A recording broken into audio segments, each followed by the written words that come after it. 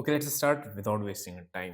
Market ने बढ़िया move दिया इंट्राडे के अंदर। कल है आपका आरबीआई का इंटरेस्ट रेट का डिसीजन, और मार्केट क्या मूव होगा, किधर नहीं होगा, किस तरीके के डेटा पॉइंट्स बने हैं, वो सब चीज़ें हम लोग डिस्कस करेंगे। एक चीज़।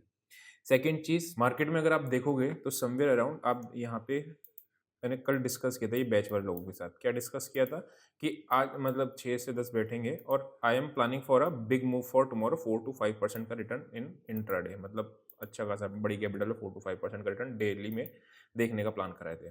वो 3 चीज़ें थी। अभी वो 3 चीज़ें ना किस तरीके से आपका ओपनिंग होती है और वहाँ से आप किस तरीके से बना सकते हो, वो चीज़ हम लोग इसमें भी देखेंगे। ऑप्शन चेन पे चलने से पहले पहले एनालिसिस को स्टार्ट करते हैं। प्लस सेकंड चीज़, आप देखो लोग मेहनत कर रहे हैं, ठीक है? मेहनत आप डेटा बना के देख रहे हो आप ये? डेटा बन के बना रहे हैं, मतलब लिटरली लोग मेहनत कर रहे हैं, तो फिर आप समझो कि ये मोर और लेस आज नहीं तो कल प्रॉफिटेबल हो जाएंगे। पहला स्टेप होता है मेहनत करना, हार्ड वर्क करना, ठीक है? वो हो गया। फिर रिस्क मैनेजमेंट और साइकोलॉजी पे तो हम आ ही जाते हैं, क्योंकि रिस्क मैनेजमेंट और psychology over the period of time develop होती है। वो हो जाएगी, जब वो हो जाएगी देन हम लोग एक अच्छे ट्रेडर में प्रोफेशनली ट्रेडिंग कर सकते हैं उस केस में, ठीक है? बट और ये तो भी आई थिंक प्रॉफिटेबल भी होंगे मन पे, ठीक है? आगे बढ़ते हैं और आगे बढ़ के देखते हैं कि क्या मार्केट में स्ट्रक्चर बन रहा है। सबसे पहले मार्केट खुला था ऊपर, ठीक है? ऊपर खुला, ऊपर खुलने के बाद सीधा नीचे आ गया। निफ्टी के अंदर बहुत बड़ा शॉर्ट का ट्रेड था, और ऊपर खुल के फॉल्स ब्रेकआउट वाला जो हम लोगों ने देखा था ना, 525 के ऊपर मार्केट खुल जाए हम लोगों ने देखा था, और ब्रेकआउट फॉल्स कर दे और फिर मार्केट नीचे आ जाए, राइट? तो वो वाला केस था, वो उसमें अच्छा ट्रेड चला था डाउन साइड का। अगर मैं यहाँ पे बात करता हूँ किसकी, बैंक निफ्टी की, ठीक है? बैंक निफ्टी ने ऊपर खुला, स्ट्रॉन्ग थी रिलेटिवली निफ्टी से। बैंक निफ्टी क्यों स्ट्रॉन्ग थी? ये नीचे आया, इसने यहाँ पे सपोर्ट लिया। अब आप निफ्टी में वेरस देखोगे तो निफ्टी ने सपोर्ट नहीं लिया था, निफ्टी ने लेवल्स तोड़ दिए थे, ठीक है? बैंक निफ्टी में क्या था, एचडीएफसी बैंक जो उसको चला के रखा हुआ था, इसको बैंक निफ्टी को। और अगर मैं बात करता हूँ निफ्टी की, तो निफ्टी के अंदर आपका आईटी ने थोड़ा सा परेशान किया था। कोई बात नहीं, कल के एनालिसिस को अब स्टार्ट करते हैं। अब यहाँ से आपकी एनालिसिस स्टार्ट होगी, ठीक है? एक्चुअल में सबसे पहले मार्केट में एक चीज देखो, वनडे का चार्ट देखो। वनडे पे क्या बन रहा है, हमेशा याद रखना, ये बहुत इंपॉर्टेंट होता है। लोग गलती कहाँ पे करते हैं कि वनडे को भूल जाते हैं, कि वनडे पे देखते नहीं, बस 15 मिनट पे देख के खत्म हो जाती है कहानी। वनडे में एक यहाँ पे सेलिंग आई थी, ठीक है? आज यहीं से ये सेलिंग आई तो बहुत बड़ी सेलिंग का ट्रेड चलता, बट वो यहाँ पे सपोर्ट लिया, सपोर्ट लेके मार्केट ऊपर आ गया। वो एचडीएफसी बैंक ने पूरा खड़ा होकर के टांग दिया, ठीक है? अब ये यहाँ से ना बड़ा ही इंटरेस्टिंग केस है, क्योंकि ये तो ब्रेकआउट था। ऑब्वियस सी बात है, अगर ये गैप अप खुलता अभी ऊपर, हम लोग ब्रेकआउट ब्रेकडाउन को प्लान कर रहे थे, बट वो खुला ही इतना ऊपर कि वहां पे जाके बाय कर नहीं सकते। आपको ऑब्वियसली एक रेजिस्टेंस सप्लाई एरिया में 48,000 के आसपास खुलेगा, तो वहां पे डायरेक्टली जाके बाय करोगे तो फंस सकते हैं ना। लेकिन आज इसने नीचे सपोर्ट एग्जैक्टली वही लिया जो यहाँ पे आपका 700 के आसपास ये था। ये हम लोगों ने कई बार देखा है, ठीक है? क्या चीज़ है, when resistance break it become support. ये एक क्लासिक केस होता है, और ये आज उसने कर लिया। अब यहाँ से ध्यान समझना आगे से। अगर बैंक निफ्टी में कल वीकनेस आएगी और मार्केट 47,700 के नीचे क्लोजिंग देते हुए दिखेगा, तो ये कैंडल हो जाएगी फॉल्स ब्रेकआउट के, और फिर मार्केट आपका नीचे जाना शुरू करेगा, और फिर आपके वो एग्रेसिव सेलिंग के पॉइंट है। आज भी एग्रेसिव सेलिंग के पॉइंट है। अभी मैं आपको दिखाऊंगा ट्रेड्स के बारे में, जब चल के कि ट्रेड्स कैसे कैसे थे। अभी लेवल्स डिस्कस कर लेता हूँ, उसके बाद बताऊंगा, ठीक है?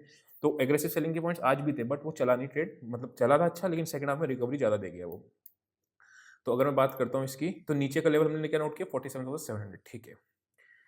अब अगर मार्केट खुलती है थोड़ी बहुत गैप डाउन, थोड़ी बहुत गैप डाउन खुलेगी, तो मार्केट को एक ऊपर को भी रेंज है और मार्केट के लिए एक नीचे भी रेंज है। स्ट्रेडल और स्ट्रेंगल वाला दिन हो जाएगा अगर मार्केट समवेयर अराउंड नहीं खुलती 47,900 800 के आसपास, ठीक है?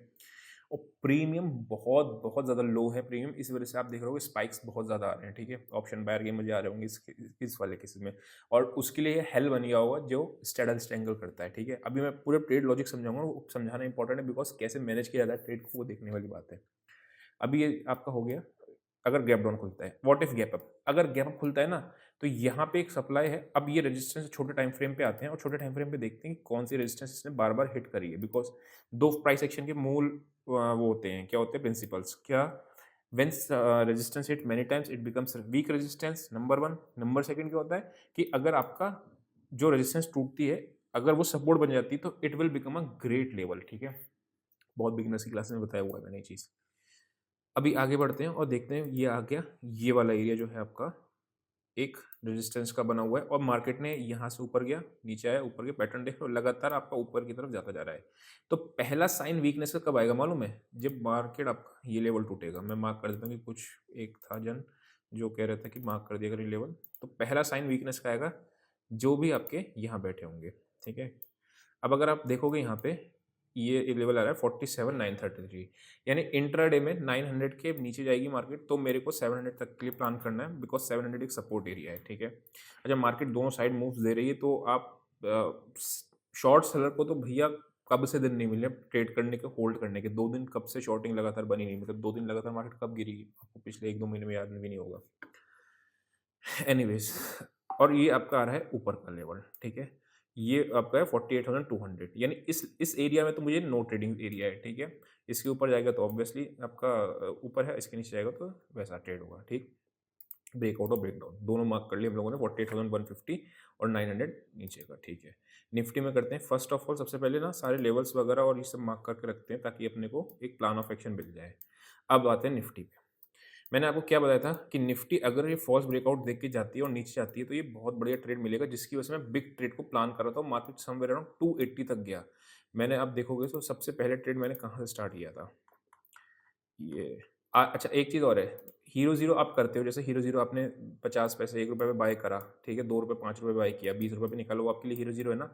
तो सेम चीज़ मैंने क्या किया था, आज मैंने 50 पैसे पे कॉल को वो करा, एग्जिट किया, मतलब 22-23 रुपये पे कॉल बेची थी, 50 पैसे पे निकला था, 22,550 की वो, ठीक है। तो एनीवेज आप देखो मॉर्निंग में कौन सा ट्रेड 9:20 पे, यानी मैंने 5 मिनट का वेट किया। अब वो मैं 3 केसेस आपको समझाने जा रहा हूँ, तो ध्यान से समझना कि जब आपको एक एग्रेसिव सेलिंग के पॉइंट्स या फिर आपको पता होना चाहिए। पहला चीज़ होती है वन डे के चार्ट पे एक फॉल्स ब्रेकआउट, मतलब वन डे मार्केट ऊपर गया और इस पे ऊपर से ब्रेकआउट दे दिया फॉल्स, ठीक है, और मार्केट नीचे आ गया, तो ये आपका एग्रेसिव सेलिंग पॉइंट होता है। 300 पॉइंट उसने नीचे गिरा, मैंने बुक नहीं किया, वो एक सेकेंडरी आता है, लेकिन एक 300 पॉइंट का मूव अच्छा मिला, एक चीज़। सेकंड चीज़ क्या होता है हमारा, फर्स्ट पॉइंट को नोटेड रखते हैं ताकि आगे बढ़ते हैं। सेकंड पॉइंट हमारा क्या होता है, सेकंड पॉइंट ये होता है हमारा कि अगर अगर आपका ओपनिंग रेंज का इंट्राडे में फॉल्स ब्रेकआउट हो, सेम सिनेरियो पे, ये ब्रेकआउट का लेवल है, ठीक है, ये ब्रेकआउट का लेवल है, यही वाला जो हमने मेंशन किया, ये वाला एक ब्रेकआउट का लेवल है, मैं सर्कल बना दूँ लेवल पे, ये लेवल है, इसके ऊपर मार्केट खोला और ये आपका, इसको कुछ लोग 5 भी नाम देते हैं ना। मार्केट ऊपर खोला, ऊपर खोलने के बाद, ऊपर जाने के बाद फ्री नीचे आना शुरू हुआ, ठीक है। तो आप देखोगे यहाँ पे एग्रेसिव सेलिंग के पॉइंट्स मिलते हैं। जिस एग्रेसिव सेलिंग बेसिकली क्या है, एग्रेसिव सेलिंग और एग्रेसिव बाइंग क्या होती है, जहाँ पे रिस्क रिवॉर्ड 1:3 1:4 तक हो, राइट। मेरा भी रिस्क रिवॉर्ड आज अगर मैं बात करता हूँ इसका, तो 1:2 समवेयर अराउंड 3.5 का रिस्क रिवॉर्ड मिला, ठीक है।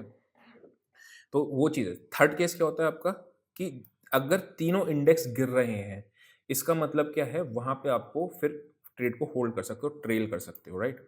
अब अगर मैं बात करता हूँ यहाँ पे, तो समवेयर अराउंड आप यहाँ पे देखोगे तो ये और 3.7% का रिटर्न था, तकरीबन तकरीबन 3.7%, बट होल्ड करा। होल्ड करने के बाद लास्ट में अब देखो लालच आ गया।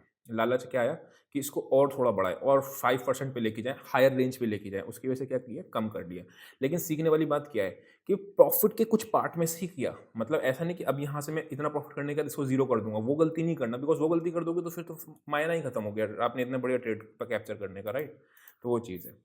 एनीवेज हाँ, यहाँ पे आप देखोगे तो लास्ट में समवेयर अराउंड, अच्छा अभी एक स्ट्रेडल स्ट्रैंगल का बताऊंगा जहाँ पे दिक्कत होती है, ये देख रहे हो यहाँ, अच्छा ये देखो कैंसिल। इन जब भी आप सेम डे की एक्सपायरी पे ट्रेड करते हो, ये बात भी सीखने वाली है, तो आपको एसएल सिस्टम में लगा के रखना चाहिए, नहीं तो किस दिन बहुत बुरा कटेगा, ठीक है।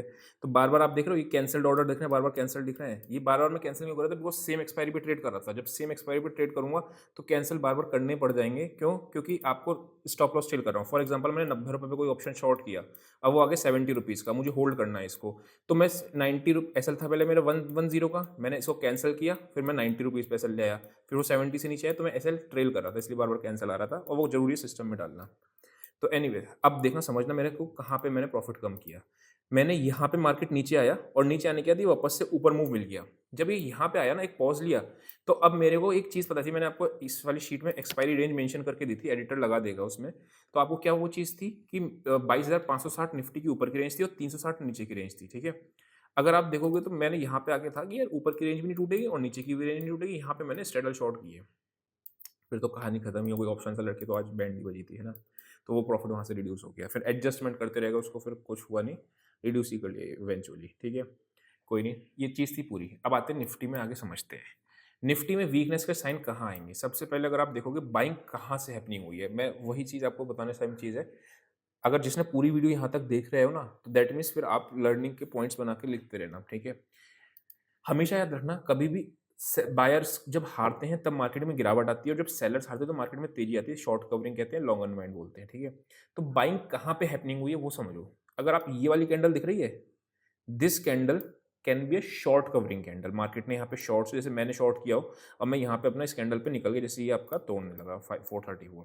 अब समझना, ये यहाँ पे फ्रेश सेलर्स आए और फ्रेश सेलर्स वो जीत नहीं पाए, तो यानी कि ये एरिया मेरे लिए अभी हो जाएगा इंपॉर्टेंट, और ये एरिया मेरे लिए क्या कि जहाँ पे बायर्स आए और सेलर्स चले गए, ठीक है?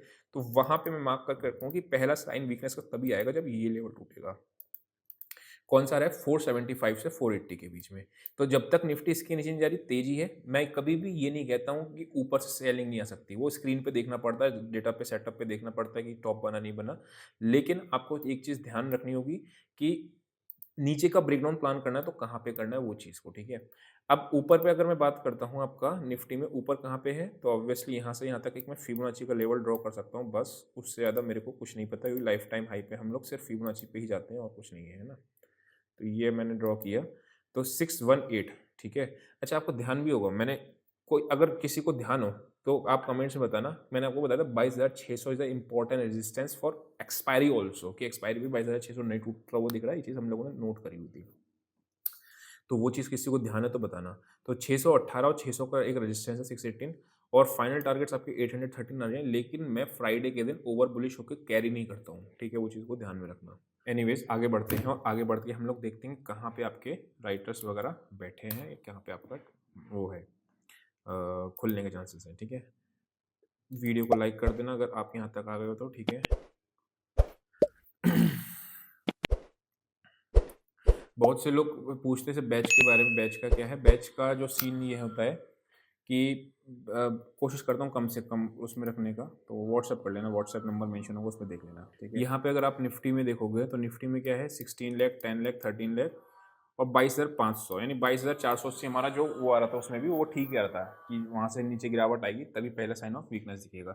22,300 इज फॉर एक्सपायरी लेवल, जो 22,600 का लेवल था। तो 22,300 के नीचे जब भी मार्केट जाएगा, पहले 22,200 का लेवल आता, वो 300 आ गया, तो 300 के नीचे जब भी मार्केट क्लोज करेगा तो वो वहाँ पे आपका पहला साइन होगा कि निफ्टी ने टॉप बना दिया, ठीक है? तो 22,300 का लेवल को एक्सपायरी टाइम के तक भी नोट करके रखना। बैंक निफ्टी पे आते हैं। अगर निफ्टी में ऊपर कहाँ पे राइटिंग है वो एक बार देख लेते हैं कि निफ्टी में आपकी ऊपर कहाँ तक आ रही थी। जस्ट अ सेकेंड, इसको चेंज कर लेता हूँ एक्सपायरी को। 22,600 पे ही है और 23,000 पे है। 23,000 का कोई रिलेवेंस नहीं इतनी दूर का, ठीक है? कोई नहीं। प्रीमियम देखो कितने छोटे छोटे प्रीमियम है, एक हफ्ते बाद एक्सपायरी 90 रुपीज़ का प्रीमियम है, बताओ हद है। बैंक निफ्टी की तो बिल्कुल ही खत्म प्रीमियम है। छुट्टी है बीच में एक, इसलिए ऑब्वियसली थोड़ा सा कम होता है, बट 300 पॉइंट नीचे भी नहीं दिख रहा है क्या आपको मार्केट यहाँ से, या 320 पॉइंट ऊपर भी नहीं दिख रहा क्या मार्केट यहाँ से? तो ऐसे में बैठे हुए हैं, आप क्या कर सकते हैं बताओ? तो 48,000 का ही स्टेडल बना हुआ दिख रहा है, तो 48,200 ऊपर पे भी है, और आपका नीचे 47,800 है, वही नो ट्रेडिंग जोन है। देखते हैं ऊपर ब्रेकआउट या ब्रेकडाउन की तरफ किधर की साइड आता है, ठीक है? तो आई होप को समझ में आया होगा किस तरीके से एग्रेसिव सेलिंग, एग्रेसिव बाइंग के पॉइंट्स होते हैं। एग्रेसिव सेलिंग और एग्रेसिव बाइंग क्या होता है?